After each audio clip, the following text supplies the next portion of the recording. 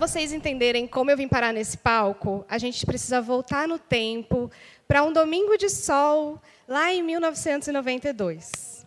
Olha, deve ter sido um dia muito movimentado na maternidade, porque ninguém esperava que eu ia nascer com uma surpresinha.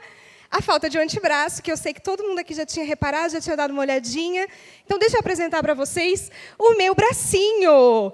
Olha que coisa mais fofa, ele tem 5 dedinhos, ele não morde, fiquem tranquilos, não precisa ter medo, já quebramos essa barreira entre nós. E por conta dessa pequena surpresinha, os médicos decidiram sedar a minha mãe antes que ela me visse, porque eles ficaram com medo em como ela ia reagir ao fato da filha dela não ter nascido perfeita.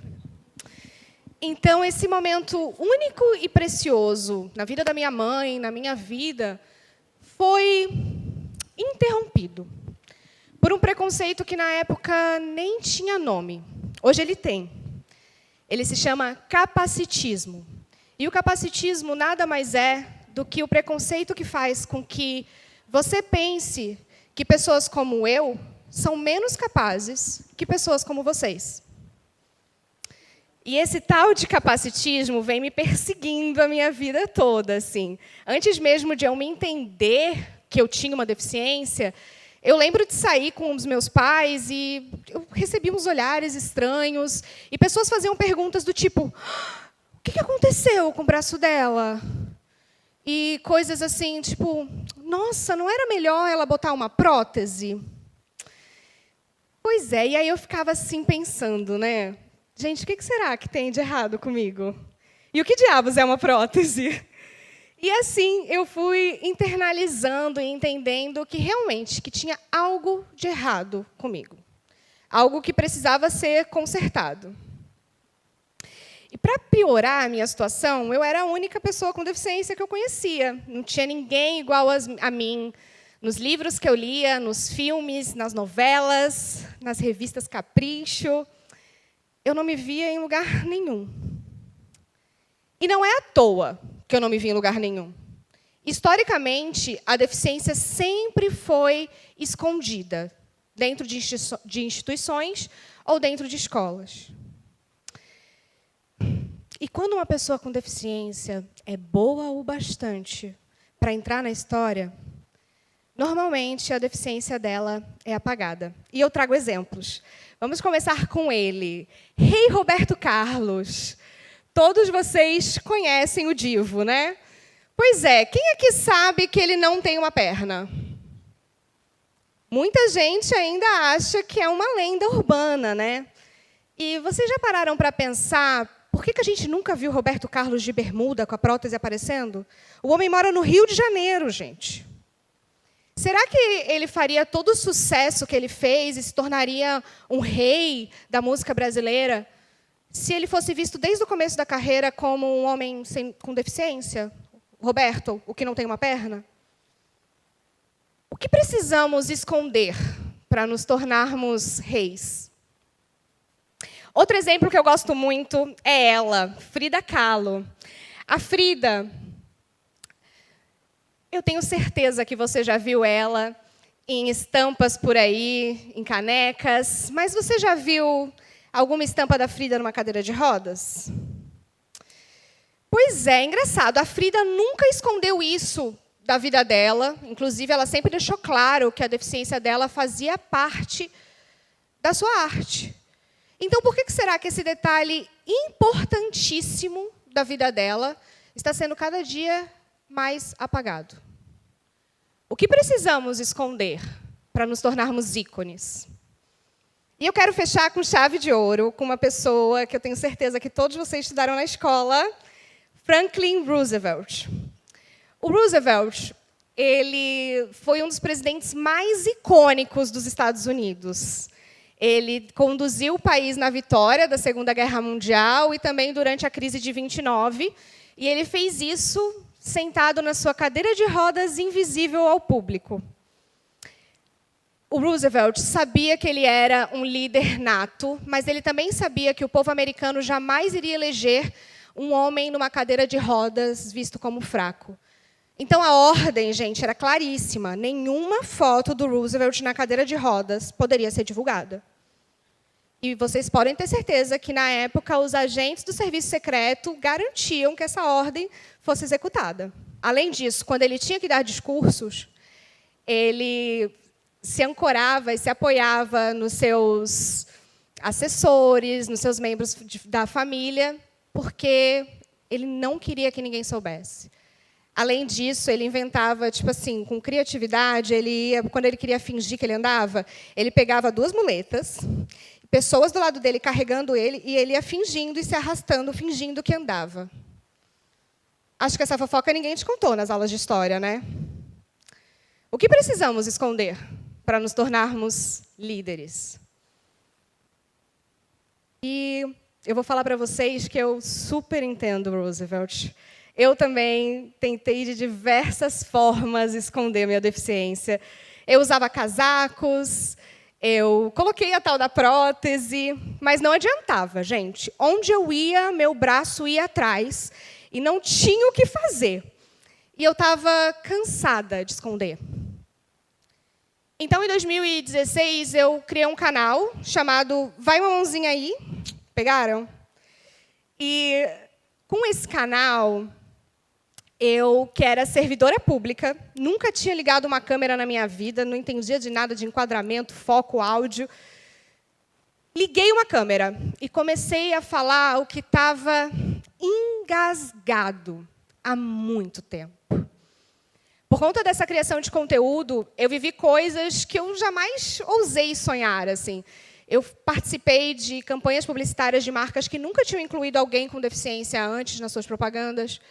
Eu fiz palestras em diversas empresas, participei de programas de TV, mas, principalmente, eu construí uma comunidade. E essa comunidade me mostrou que eu tinha o poder, na minha única mão, de empoderar outros corpos como o meu. Empoderar no sentido de mostrar que existem outros lugares que a gente pode ocupar e outras histórias que a gente pode contar.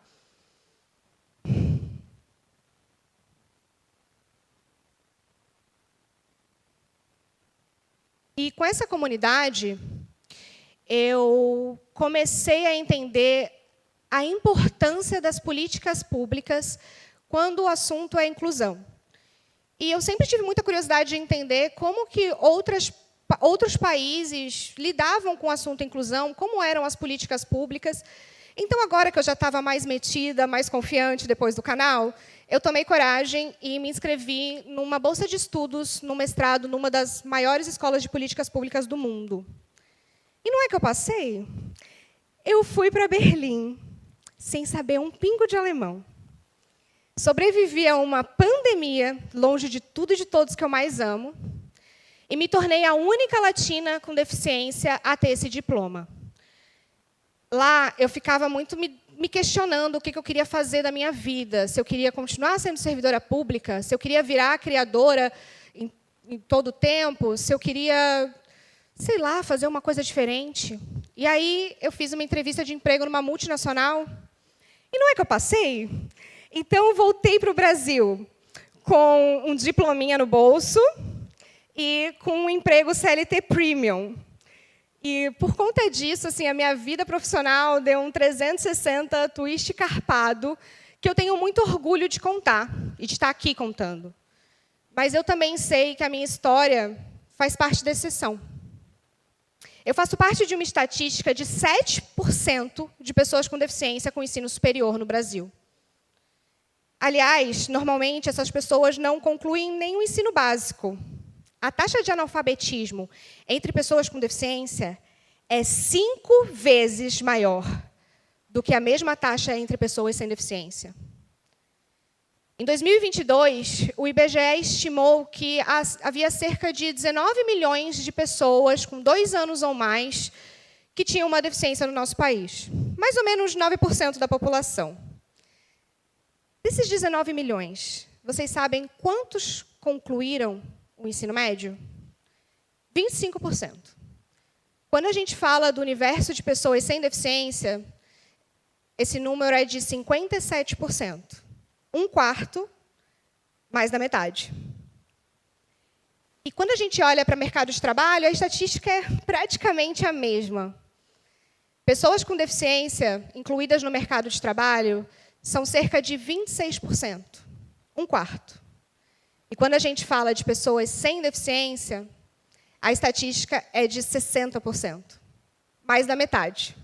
Um quarto, mais da metade. E quando essas pessoas finalmente conseguem um trabalho, normalmente, em média, elas ganham R$ 830 a menos do que a mesma pessoa fazendo o mesmo trabalho. Imagina você trabalhar numa empresa onde o seu colega, que faz o mesmo trabalho que você, ganha quase R$ 1.000 a mais que você, simplesmente por você ser quem você é, por algo que você não consegue mudar. Lembram do tal do capacitismo que eu falei no começo? Pois é. Essas são as consequências diretas dele. E a verdade é que a gente vive essas estatísticas todos os dias. Vocês já pararam para pensar quantas pessoas com deficiência fazem parte da vida de vocês? Vocês já tiveram algum chefe com deficiência? Você já se envolveu com alguém com deficiência? Quais são as pessoas com deficiência que você admira? A verdade é que todos nós, todos os dias, fazemos a nossa parte para manter o capacitismo vivo. E eu acho isso muito engraçado, porque qualquer pessoa, a qualquer momento, pode vir a fazer parte do grupinho das deficientes, do grupinho da deficiência, mas a gente só vai pensar nisso quando a gente sente na pele ou alguém que a gente ama sente na pele. Por isso que, apesar dos avanços dos últimos anos e apesar da minha história, a invisibilidade é sistemática e contínua. Enquanto a gente continuar jogando o assunto deficiência para debaixo do tapete, nós vamos continuar sendo grandes especialistas em exclusão. E isso é um problema meu. Mas não é só um problema meu. O problema é de todos nós. Enquanto existir essa desigualdade entre pessoas com e sem deficiência, nós sempre estaremos perdendo. Todos os dias, nós arriscamos perder ícones da arte como a Frida Kahlo, líderes excepcionais como Franklin Roosevelt e cantores que ultrapassam gerações como Roberto Carlos. Por isso, eu tenho um pedido para vocês. A partir de hoje, comece a incluir o recorte da deficiência em tudo que você faz. No seu trabalho, na universidade, nos estudos, nas pesquisas e, principalmente, no seu cotidiano, na sua vida. Vamos começar a falar sobre isso, vamos começar a nos educar sobre isso, vamos educar nossos filhos, nossos familiares, para que, finalmente, a deficiência seja vista como uma característica humana e não como um atestado de incapacidade. É no coletivo que a gente quebra ciclos. E está na hora da gente começar a construir um mundo onde uma pessoa com deficiência, num lugar de destaque como esse, seja regra e não exceção. Muito obrigada.